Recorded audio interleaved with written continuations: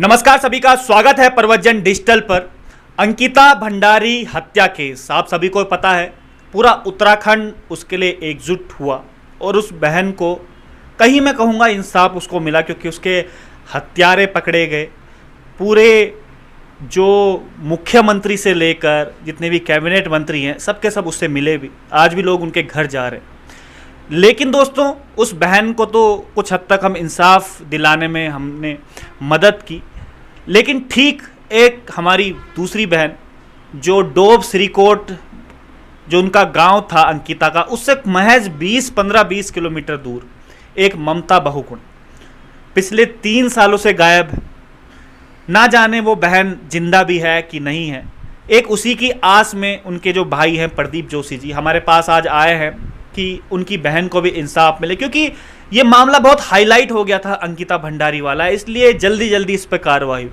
लेकिन ऐसे बहुत सारे मामले हैं, ऐसे बहुत सारी अंकिता भंडारी और भी हैं, तो ना जाने उनको इंसाफ कब मिलेगा या मिलता भी है कि नहीं मिलता है। लेकिन आप सबसे ये उम्मीद है कि ममता भंडारी, जैसे हमने अंकिता भंडारी को इंसाफ दिलाया, वैसे ही ममता भंडारी को भी हम सब लोग मिलकर इंसाफ दिलाएंगे, क्योंकि उनकी कहानी भी ठीक अंकिता भंडारी जैसी भी, उनकी भी अभी तक 100 बरामद नहीं हुआ जैसे अंकिता के सब स्टार्टिंग में हुआ। पूरा मामला क्या है आप देखिएगा, क्योंकि उनके भाई आज हमारे साथ में हैं और एक बड़ी उम्मीद के साथ आए हैं, क्योंकि अपने उत्तराखंड की बेटी, अपने पहाड़ की बेटी वो है और उनके साथ बहुत बड़ा गलत हादसा हुआ। ससुराल वालों ने बड़ा प्रताड़ित उनको किया है। पुलिस इन्वेस्टिगेशन ने, पुलिस खुद इस पर दबाव बना रही थी। जो घरवाले थे ममता के, उनके भाई हमारे साथ में। प्रदीप जी, क्या हुआ था स्टार्टिंग में, आपको कैसे खबर लगी और आपको कैसा लगा कि ये गायब हो गई है ममता और अभी तक उसका पता नहीं चला?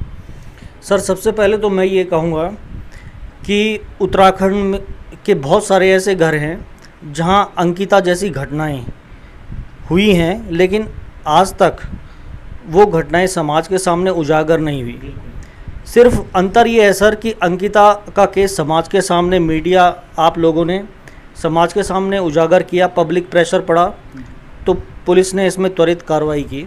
लेकिन मैं सिर्फ इतना कहना चाहता हूं सर कि अंकिता जैसी बहुत सारी घटनाएं हमारे उत्तराखंड में हैं और उनमें से एक घटना हमारी बहन ममता बहुगुणा की भी है। सर, ममता बहुगुणा के साथ घर से मतलब उसको बहुत टाइम से प्रताड़ित किया जा रहा था और हाँ, ससुराल पक्ष से, बिल्कुल ससुराल पक्ष से बहुत समय से प्रताड़ित किया जा रहा था।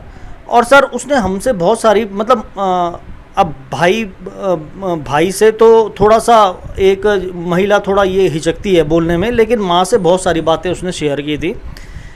लेकिन सर, अब हमारे पुराने परंपराओं में थोड़ा माँ बाप डरते हैं ससुराल वालों से, मायके वाले, तो इसलिए हमारी माँ ने कभी हमसे खुल के इस बारे में बात नहीं की। और बहुत टाइम से सर इसको प्रताड़ित किया जा रहा था और प्रताड़ित करने का सबसे बड़ा कारण ये था सर कि इसकी 2 बेटियां थी और इन 2 बेटियों के बीच इसकी 2 और बेटियां हुई थी सर। तो ससुराल वाले बेटे की चाह में उन्होंने पहले उन 2 बेटियों का अबॉर्शन करवाया था। और जी सर, और चौथी बेटी का भी ये अबॉर्शन करवाना चाहते थे। तो ममता ने साफ मना कर दिया था, जिस कारण से ये ममता पे बार बार मतलब उसको परेशान कर रहे थे और वो बहुत ज़्यादा परेशान थी सर। लेकिन उसने अबॉर्शन करवाने से साफ मना कर दिया और जब उसने बेटी को जन्म दिया सर, तो उसके बाद ये लोग उसके बहुत पीछे पड़ गए थे। वाकई में इस समाज में हम रह रहे हैं, जिस प्रकार से उनके भाई ने बताया कि 2 बेटियां उनकी पहली थी और एबॉर्शन 2 का और हो चुका था, क्योंकि वो भी लड़कियां ही थी। और लास्ट में जब ममता, क्योंकि माँ तो माँ होती है, और उसने जब तीसरी बेटी को जन्म दिया तो ससुराल वालों ने और परेशान किया। गायब कहाँ से हुई थी, आप लोगों को कब सूचना मिली कि वो गायब हो गई है? सर, ये घटना 25 नवंबर 2019 की है और 26 नवंबर को इन लोगों ने हमें सूचित किया, मतलब मायके वालों को बताया इन लोगों ने कि ममता घर से गायब हो गई है और आप लोगों को क्या पता है इस बारे में। तो मेरे पिताजी थोड़ा डर गए। उन्होंने बोला, भाई हमें तो नहीं पता।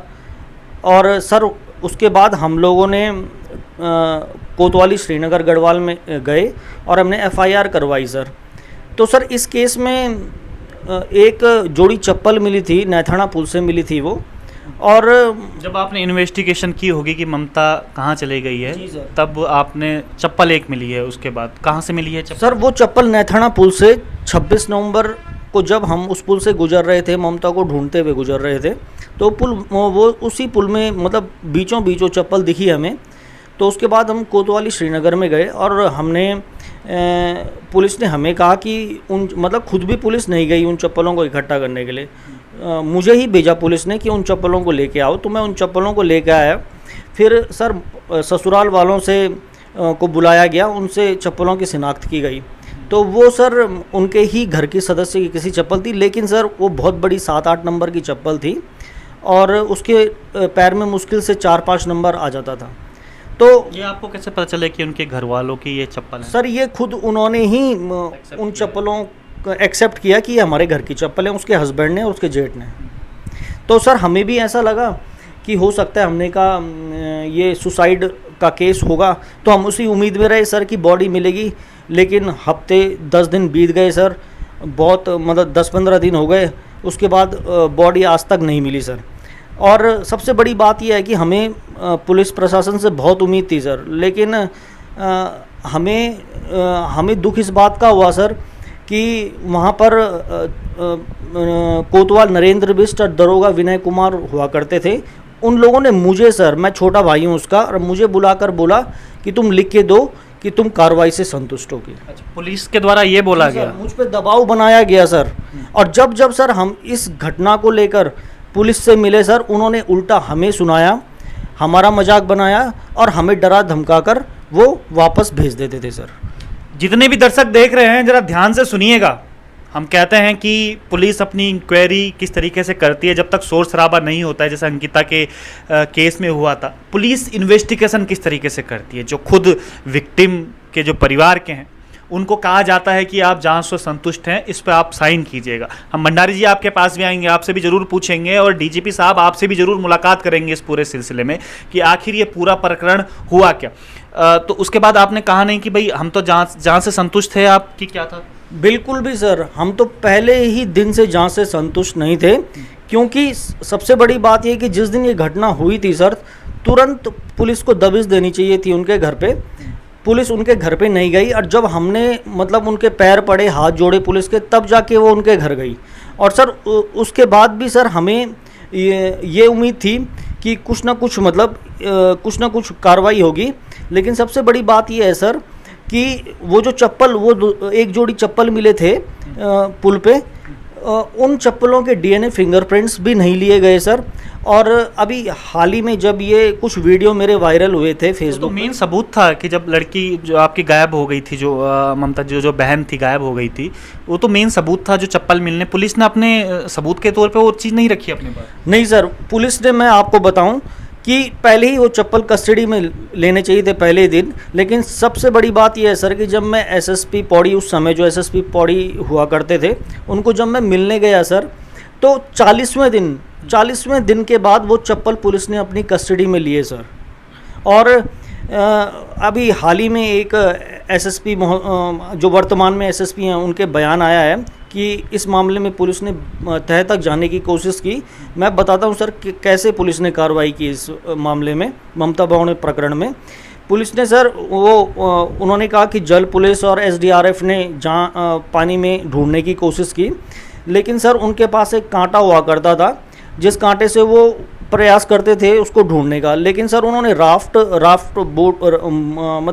राफ्टिंग वाली बोट चलाई, लेकिन सर उनको देख के ऐसा लगता था सर कि ये कोई जांच नहीं कर रहे हैं, बल्कि ये सैर सपाटा कर रहे हैं। और राफ्टिंग की बोटें चलाते थे आगे तक, फिर पीछे ले जाते थे, थोड़ा सा कांटा घुमाते थे, और फिर उसके बाद कुछ नहीं होता था सर। तो और पानी क्यों नहीं बंद किया गया, ये आपने सवाल नहीं पूछा? सबसे बड़ी बात ये सर, हमने मांग की थी। हमने इवन पुलिस को ये बोला था सर कि आपके पास डाइवर्स होंगे, आपके पास कोई ऐसा सिस्टम होगा, सोनार सिस्टम जिसे बोलते हैं, कुछ इस तरीके से होगा, उनको उसमें जो पानी में सर्च कर सकते हैं आप। लेकिन वहाँ पर सर जीवीके का डैम है, वो रिक्वेस्ट करके जीवीके के डैम से पानी बंद करवा सकते थे, लेकिन कोई कार्रवाई नहीं की, इस तरीके की कोई कार्रवाई नहीं की गई उनकी तरफ से सर।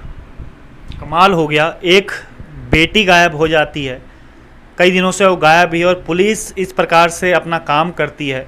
एक तरफ हम मित्र पुलिस की बात करते हैं और दूसरी तरफ पुलिस खुद इस तरीके से काम करती है, तो शक होता है कि क्या वाकई में जो गरीब परिवार के लोग हैं, इंसाफ उन्हीं के लिए रहा भी है कि नहीं रहा गया, वाकई में हम लोकतंत्र में जी भी रहे हैं कि नहीं जी रहे हैं। और वहीं किसी अधिकारी की बेटी गायब हो जाती, किसी विधायक की बेटी गायब हो जाती घर से, तो पुलिस दिन रात एक कर देती, ये मामला इतना हाईलाइट हो जाता।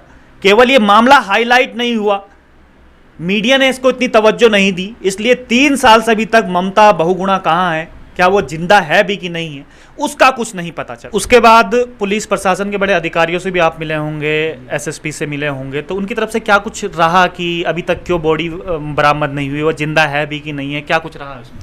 सर मैं उसके बाद लगातार बहुत लोगों से मिला, मतलब मैं पुलिस के उच्च अधिकारियों से लेकर सबसे इस मामले में मुलाकात की, मैं नेताओं से भी मिला, लेकिन सर किसी ने मतलब सिर्फ आश्वासन मिले और आज तक कार्रवाई कुछ नहीं हुई। सर आपको ऐसा क्यों लगा कि ये हत्या भी उसकी हो सकती है, या उनकी तरफ से पुलिस काम नहीं करे, क्योंकि वो राजनीतिक बैकग्राउंड से इतने मजबूत है क्या? जी सर, ससुराल वालों का की तरफ से मतलब उनका थोड़ा पॉलिटिकल बैकग्राउंड भी है सर।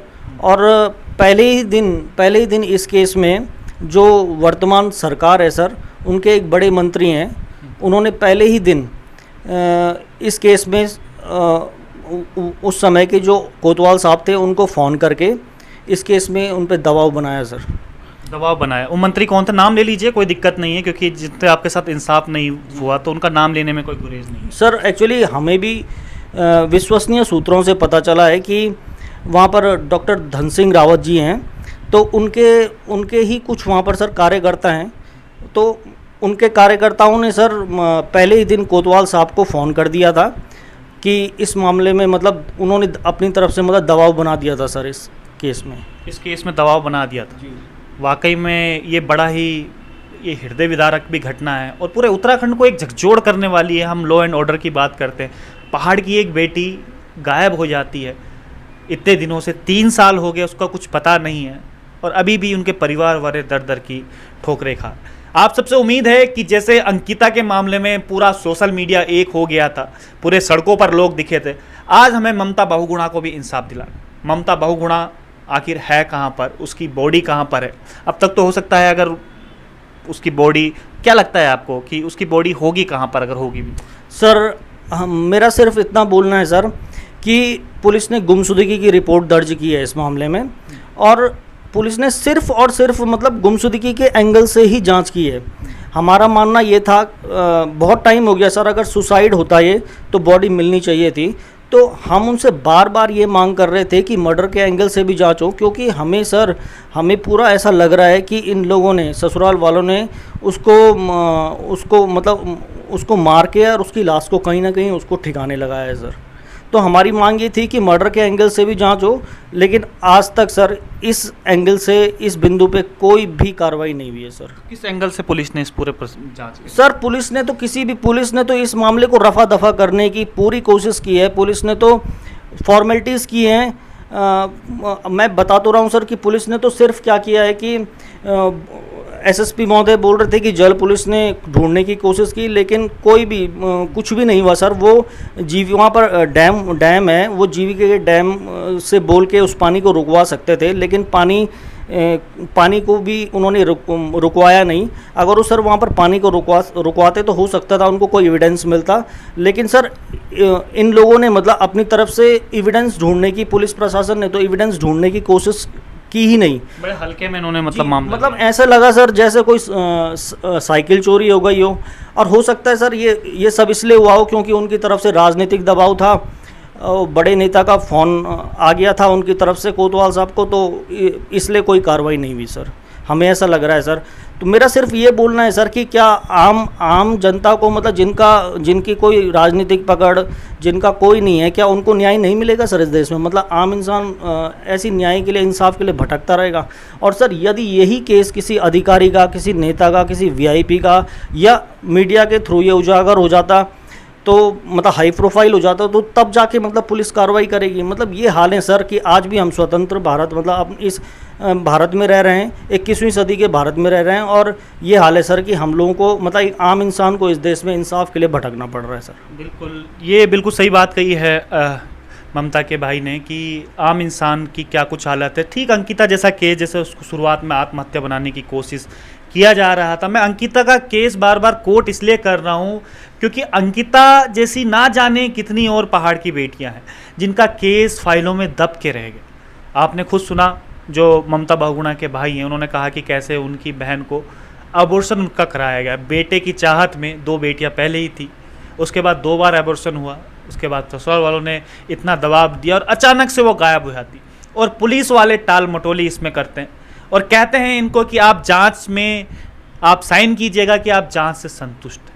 ये पुलिस की कार्यप्रणाली है। तो उम्मीद करते हैं कि अब शायद इसमें पुलिस जागेगी और इसमें री इन्वेस्टिगेशन, हम भी कोशिश करेंगे कि इसमें री इन्वेस्टिगेशन हो, CBCID, SIT, इसकी सब में इसमें जांच हो, क्योंकि वो पहाड़ की बेटी है। इंसाफ सबके लिए एक है, ये हमारा लोकतंत्र भी हमें कहता है। और लोकतंत्र वाकई में तभी जिंदा रह पाएगा जब लोकतंत्र में एक गरीब तबके के लोग, चाहे वो सुदूर पहाड़ी इलाके में रहता हो, उसको जब इंसाफ मिल पाएगा। आप सबसे उम्मीद है कि जिस प्रकार का उबाल अंकिता भंडारी केस में हमें देखने को मिला था, उसको इंसाफ मिला था, तो वैसे ही ममता बहुगुणा को भी इंसाफ मिलेगा। आप सभी लोग इसको शेयर जरूर कीजिएगा और पूछिएगा आप कुछ। जी सर, मैं थोड़ा सा आपसे एक बात बोलना चाहता हूं सर, कि जैसे सर अंकिता का केस हुआ है सर, अंकिता का केस समाज के सामने उजागर हो गया।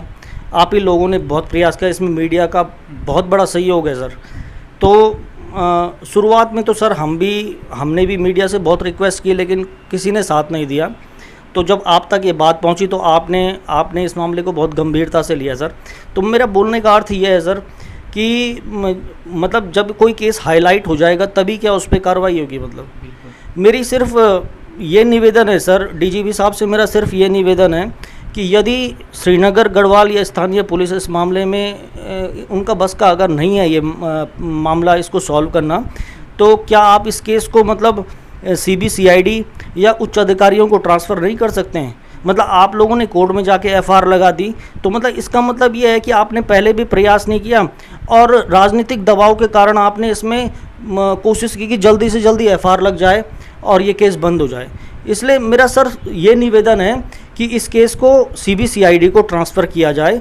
और मेरा आप हाथ जोड़ के मीडिया के मित्रों से हाथ जोड़ के निवेदन है कि इसको ज़्यादा से ज़्यादा मतलब उजागर करें, इसको ज़्यादा से ज़्यादा शेयर करें, ताकि ये मामला पब्लिक के सामने उजागर हो और हमारी बहन को भी कहीं ना कहीं न्याय मिले। मतलब कुछ ना कुछ सामने आए, जो भी सच्चाई है, कुछ भी हुआ वो सामने आए, ताकि लोग जो तरह तरह की बातें कर रहे हैं इसका मतलब उनको जवाब मिले। तो मेरी बहुत निवेदन है कि आप लोग इसमें थोड़ा सा सहयोग करें। बिल्कुल बिल्कुल, और सहयोग करना भी चाहिए, क्योंकि आज ममता बहुगुणा जो इनकी बहन थी, आज उसके साथ ये नाइंसाफ़ी हुई है। कल के दिन हो सकता है हमारे घर से भी किसी के साथ ये नाइंसाफ़ी हो। तो इसलिए ममता बहुगुणा केवल इन्हीं के घर की बेटी नहीं थी, वो पूरे उत्तराखंड की बेटी है और आज उसको इंसाफ दिलाने के लिए पूरे उत्तराखंड को एक साथ आना पड़ेगा। तो उम्मीद करता हूँ कि सबके सब ममता बहुगुणा को इंसाफ दिलाने के लिए ज़रूर आएंगे। तो आज के लिए इतना ही। आप देख रहे थे आपका अपना प्रवचन डिजिटल।